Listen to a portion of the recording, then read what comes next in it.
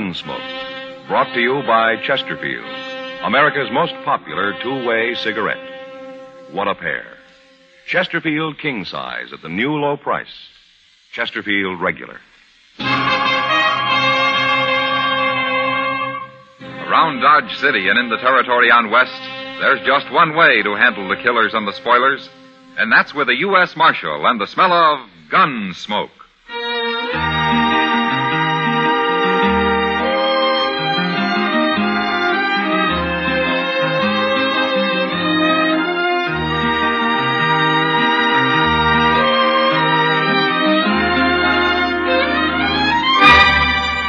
Gunsmoke, starring William Conrad, the transcribed story of the violence that moved west with young America, and the story of a man who moved with it. I'm that man, Matt Dillon, United States Marshal. The first man they look for and the last they want to meet. It's a chancy job, and it makes a man watchful and a little lonely.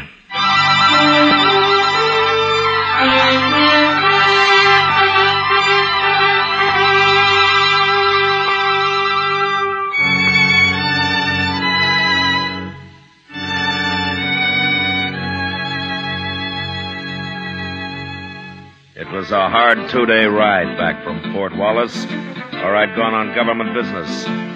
And I was pretty saddle-weary when I reached Dodge late the second night, so I went straight to bed without seeing anybody. I'd been gone a couple of weeks, but I'd wired Chester a few days before when to expect me back. And he wasn't surprised when I walked into the office next morning. I figured you'd rode in last night sometime, Mr. Dillon, but I didn't want to bother you. Oh, bother me? Why? Was there trouble last night, Chester? Well, no, sir, but everybody was sort of expecting you. Oh. Where was you yesterday, anyway? I mean, where'd you ride from? Pawnee Creek. I camped at Rocky Bend up there. Oh, Rocky Bend's a good camp. I remember it. Oh, I meant to tell you, Mr. Dillon, they hung up a new sign at the Texas Trail across the street there. Come on over here at the window and you can see it. Well, I'll look later, Chester. I'd like to go through my mail now. Yes, sir. Well, now who's that? What? About 4 men just pulled up in a wagon right out in front there. They're getting down. Hey, they're heading this way. I don't believe I know any of them. Well, let them in anyway, huh, Chester? Oh, yes, sir. Come in, gentlemen, come in. Where's Marshal Dillon? He's just sitting right there at his desk, mister. Marshal? I'm Red Samples. Hello? These other men here work for me, except him. Huggins, come up here. This is Jim Huggins, Marshal. Huggins? Hello, Marshal. There's another man laying in the back of the wagon out there, Marshal. He's been shot. Did you say shot? That's what I said. Oh, then I better run upstairs and get Doc Adams. I'll be back, Mr. Dillon. Doc Adams ain't going to do him any good. No? That man's dead, Marshal. He's been dead since yesterday morning. Who is he? Lou Price. Lou Price? That's right. Same man you ran out of town about a month ago. You were pretty mad at him, the way I heard it. Yeah, I was. He tried to put a knife into me. Nobody saw him try. How do you know that? He told me.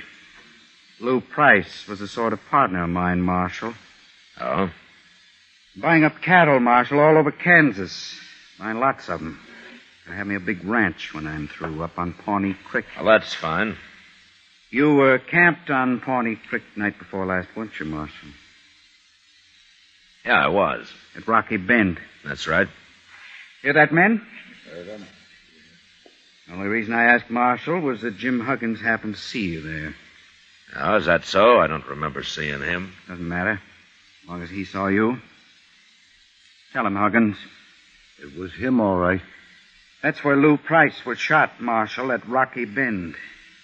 Poor Lou, he never had a chance. He wasn't even armed. Happened yesterday morning. I seen the whole thing. Huggins, tell us who killed Lou. He did. What? You did, Marshal. You're the man I saw. You shot him.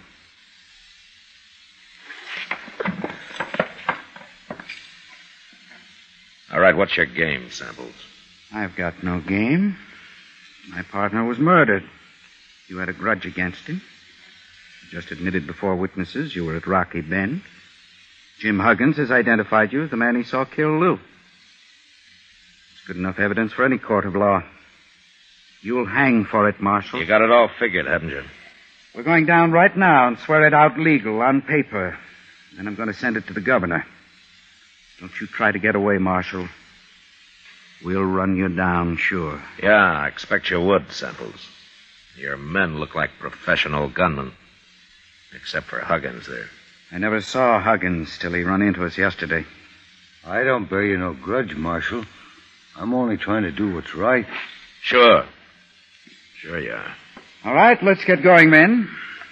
The sooner I get this to the governor, the sooner we'll see justice done. Remember what I said, Marshal. Don't you try to run.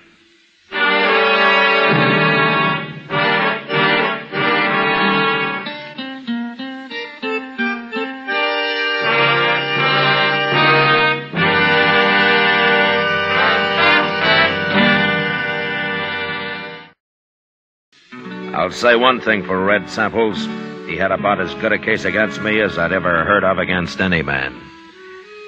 And there was nothing I could do about it but wait and see what happened next. Meantime, he spread the word around Dodge, and people began looking at me like I was a white buffalo. I guess it wasn't often they had a U.S. Marshal walking around with a murder charge against him. But finally, one night, a couple of weeks later, something did happen. I was sitting with Kitty watching the crowd at the Texas Trail. I'll fetch you a drink, Matt. No thanks, Kitty. You're expecting trouble of some kind, aren't you? Seems to me I got enough trouble already. I know. Matt, I hate to say it, but I think half the people in Dodge believe you're guilty. Yeah, sure. And the other half just doesn't care one way or the other. Well, I don't think you are. Don't you? Of course I don't. Then why don't we talk about something else? You're edgy. Sure, I'm edgy. I stay that way to keep from falling asleep all the time. Now, don't get all riled up. I didn't mean anything. I'm sorry, Kitty. I guess this business is getting on my nerves after all. Well, I should think it would. Why don't you go and get good and drunk?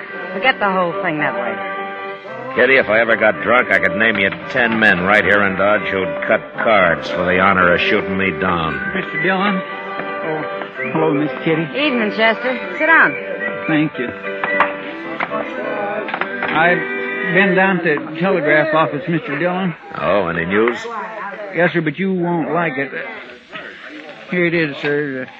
A telegraph from Washington, D.C. How do you know I won't like it? Well, you see, I was standing there when he was writing it out, and I couldn't help watching him work and all that. I don't want to read it, Chester. You tell me what it says, huh? Well, if it's from the War Department, then it says they heard from the governor, and, well, you'd better read it, Mr. Dillon. No, you're doing fine. Go ahead. Well, you're suspended. What? You're suspended from U.S. Marshal, Mr. Dillon. And to make it legal and formal like, they're sending somebody to arrest you and take you up to Hays City for trial. I don't believe it. Neither do I, Miss Kitty, but that's what it says. It's the only way they see how to clear this up proper. Evening, Dillon. Miss Kitty. Oh, I see Chester beat me back with the news. What? How'd you know about this, Samples? I'm just as interested in this business as you are, Chester, so I sort of talked the clerk into giving me a copy of that telegram after you'd left. Well, you got no doubt It's on that. okay, Chester. It doesn't matter. Dillon, Dodge is going to breathe a lot easier now that you're suspended. You won't be around as Marshal. I'm still around, Samples. But you're not Marshal anymore. You won't be around for long, anyway. Tell me something, Samples. Sure. With me out of office, are you going to be breathing easier, too? I'll tell you, Dillon. There are two reasons I'll be glad to see you hang. One is for murdering my partner. And the other? Well, I always heard you were too strict here, and I like to do a little gambling now and then. Oh? In fact, I'm thinking of running a few tables myself. I see. It's more fun without some hard-nosed lawman looking over your shoulder all the time. You understand? Yeah, I understand. Well, I'll see you at the trial. I hope I'm around when they come to arrest you, Dillon. You probably will be. So long. What's he talking about, Mr. Dillon? You're being too strict. Why, there's plenty of gambling going on in Dodge right now. Not his kind of gambling, Chester. What do you mean? Well, he told me he's buying up cattle and getting himself a big ranch. But he's probably going to finance it from his gambling. And that takes a lot of money. Sure, steady money. Oh. And I've always run crooked gamblers out of Dodge. Matt, what are you going to do? I don't know, Kitty. I'd sure like to have a talk with that witness of theirs, Jim Huggins. Well, why don't you? Well, I can't find him. I got him hid out someplace. Matt, is there something I can do? No, nothing, Kitty. Thanks anyway.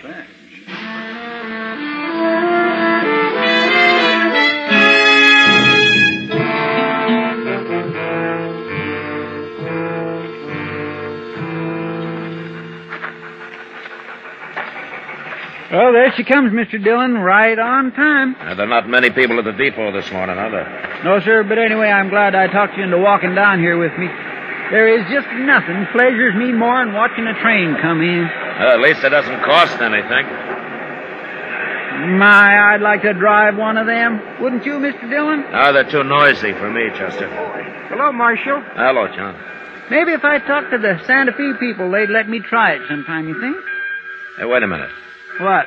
Over there, just getting off. The man with the long hair. Well, I'll be... It's Wild Bill Hickok. It sure is. Hey, Bill! Hey, Bill! Hello, Matt. How are you, Bill? How are you, Chester? Fine, Mr. Hickok, just fine. Hey, that's quite a surprise. Why didn't you let me know you were coming? I didn't know myself till just before I left Abilene. Huh? Well, how is Abilene these days? Well, I'm still sheriff there. Guess I will be till somebody gets around to shooting me. Oh, nobody's going to shoot you, Mr. Hickok. They keep trying, Chester.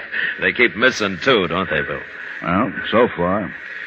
Maybe that's just because nobody's tried to shoot me in the back yet. Yeah, you've always worried about that, haven't you? I'll tell you something, Matt. What?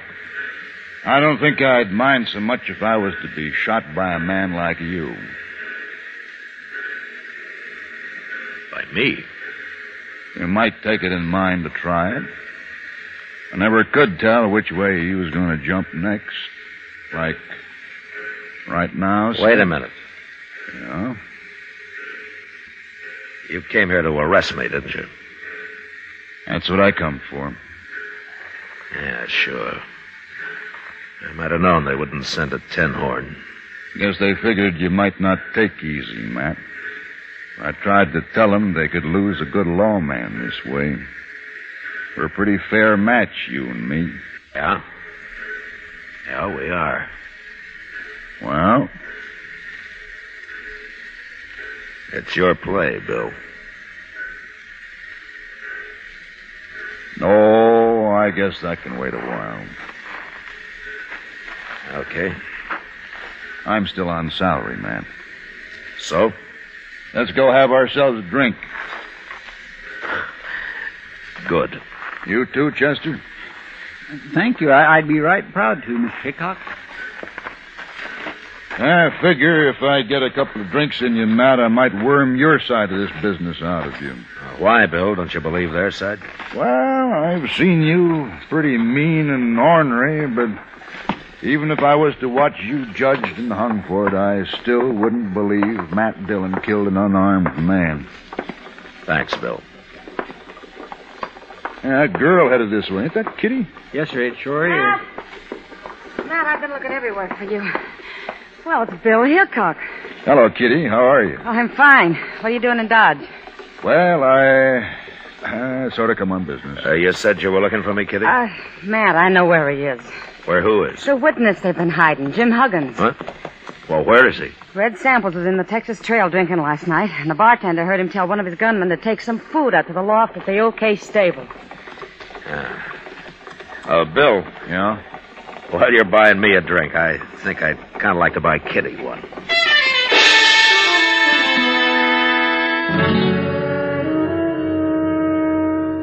Later on, back at my office, I explained the situation to Bill Hickok, and we talked it over. And then we sat around the rest of the day talking about old times and people and horses and guns.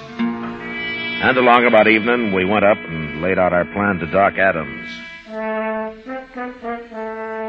As soon as it got dark, we went over to the OK stable and took Jim Huggins out of the loft and got him across the street and up to Doc's office before he was real sure what was happening.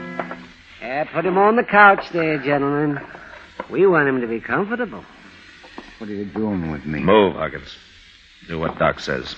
That's it. Just over here. Yeah, that's fine, Huggins. Now then, you just relax.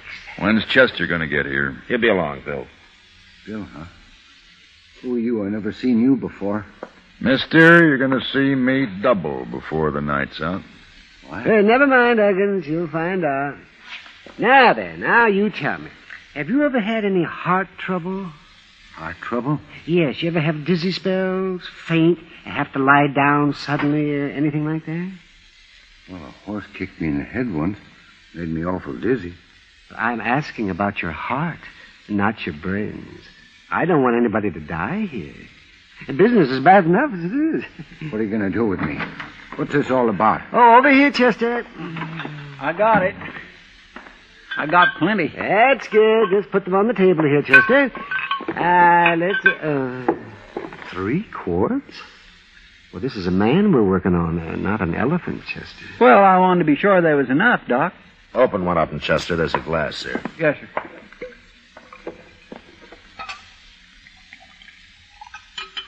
Here you are, Mr. Dillon. Yeah. What is that? What are you doing? It's nothing but good whiskey, Huggins. And for once in your life, you're going to drink all of it you want. Maybe a little more. Here. Oh, no, I don't want to drink all that whiskey, Marshal. I couldn't hold all that. Oh, you can drink it slow, Huggins. But you're going to drink it. Now, go on. Go on, get started.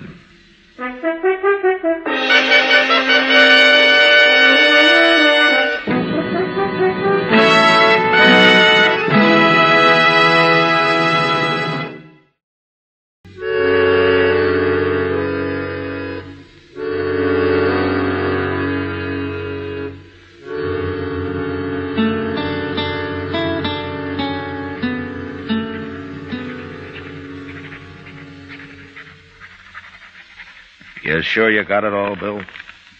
Just about, Matt.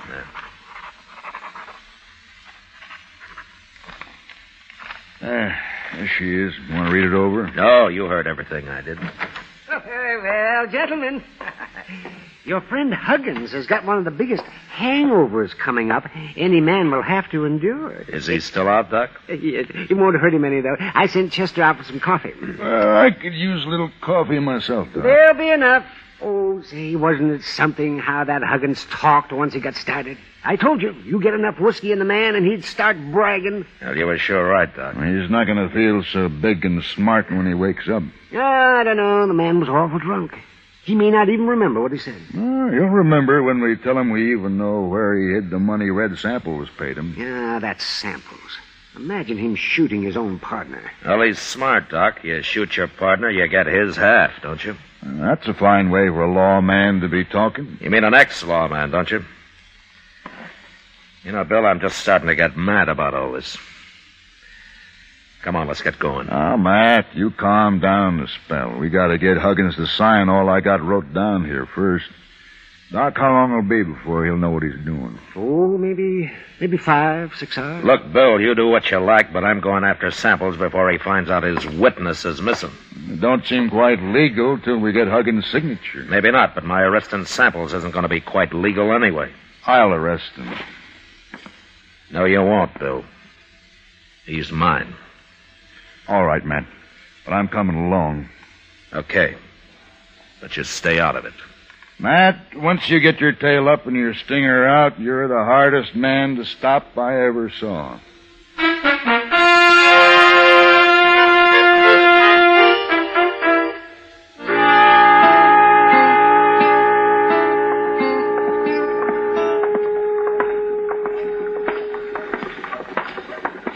Matt, I've been thinking.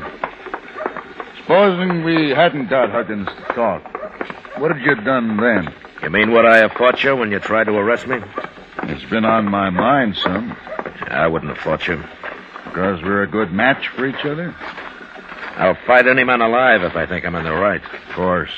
I don't know you ever been afraid of anything. I've been afraid lots of times, Bill. And so have you. Well, maybe. I guess I've worked on the side of the law too long to go against it just because I'm the one that's caught. Well, here's the Olafraganza. They'll be in here.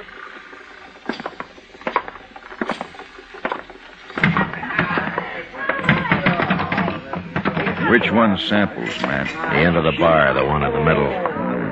The other two are his gunmen. Come on.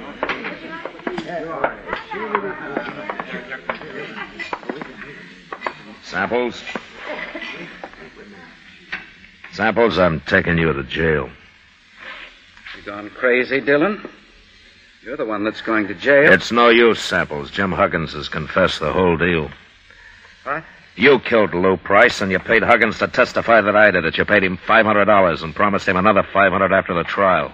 He's lying. Who's going to believe that? I believe it. And don't look at your hired help. They're not going to get you out of this. You can't throw anybody in jail, Dillon. You ain't a marshal anymore. No, that's not stopping me. It ain't legal. Wait a minute, gentlemen. It's true Matt Dillon ain't a marshal right now, but I'm making this arrest, and I'm deputizing him to help me. Who are you? Sheriff, up at Abilene.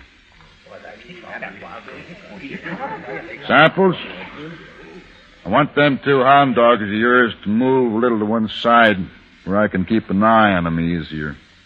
Forgetting it's 3 against 2. That's fair enough odds for us. Start shooting. No, Bill. There's no need for killing. I want these men alive. You ain't taking me alive, Dillon. You, nor Hickok, nor anybody else. I ain't gonna hang. Drop your gun belt, Samples. Why? We just might be lucky enough to kill you. Take Dillon first, men, and then go for Hickok. Wait, Samples! Now!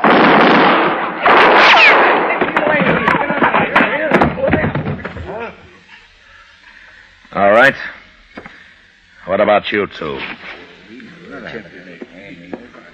They never moved a finger, Matt. They're too scared. All right, you gunmen. Pick up Samples and carry him out of here. Ain't you going to take their guns first, Matt? You don't hobble a horse with a busted leg, Bill. Let them keep their guns.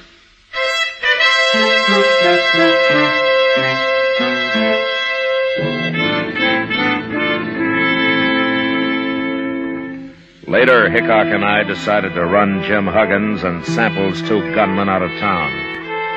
And the way they took off, we figured they'd reach California before they stopped to breathe. The next day, Bill went back to Abilene and took Huggins' confession with him. And a week later, I had a wire of apology from the governor. Washington took a little longer. They just sent me my regular paycheck with the time of my suspension carefully deducted, which left me almost enough money to pay for the liquor I'd poured into Jim Huggins.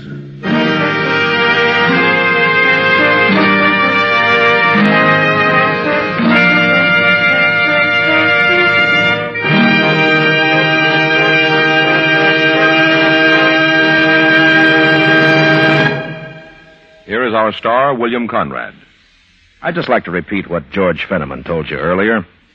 The Chesterfield you smoke today is the best cigarette ever made. I hope you'll try them. Regular or king size, I'm sure you'll find Chesterfield is best for you.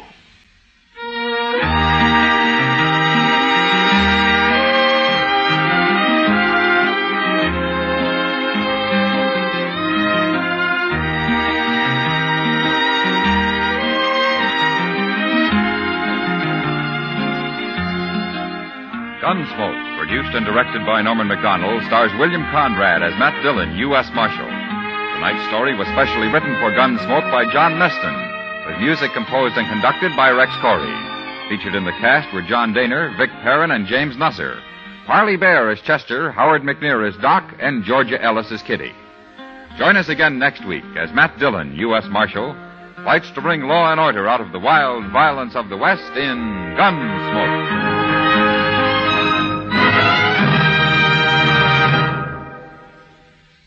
Filter tip smokers, this is it. L&M Filters.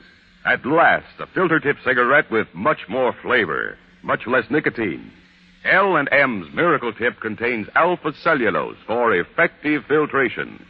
It's the filter that counts, and L&M has the best. Yes, this is it. As Patricia Morrison puts it, L&M filters are just what the doctor ordered. Buy L&M Filters, the light and mild smoke.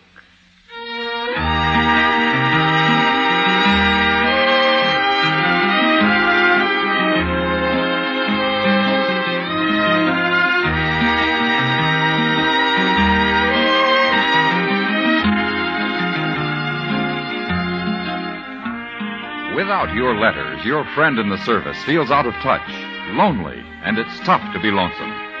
The USO knows a letter always makes a fellow feel better. Mail from you brings the warmth of home and friends to him wherever he is. So, write today. Remember, it's tough to be left out at mail call. Next week at the same time, Chesterfield will bring you another transcribed story of the Western frontier on Gunsmoke. This is the CBS Radio Network.